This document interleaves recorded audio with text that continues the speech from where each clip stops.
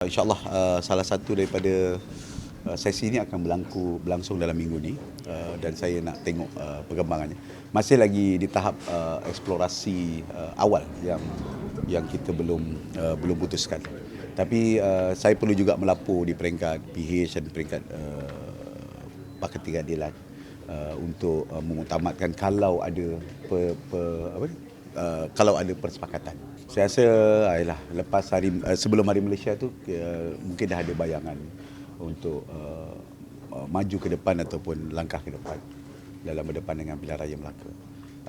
Perbincangan berlaku dan insya-Allah kita akan cuba mencari solusi terbaik untuk semualah.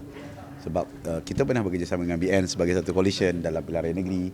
Kita pernah bertembung di Johor, bertembung di Negeri Sembilan dan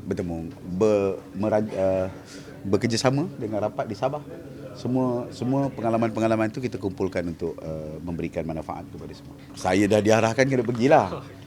Hasrat peribadi berbeza mungkin dengan arahan, tapi yang pentingnya ada permintaan tu dan kita sedang berbincang, tengok garis-garis tertentu dan masing-masing ada pendirian yang harus dihormati.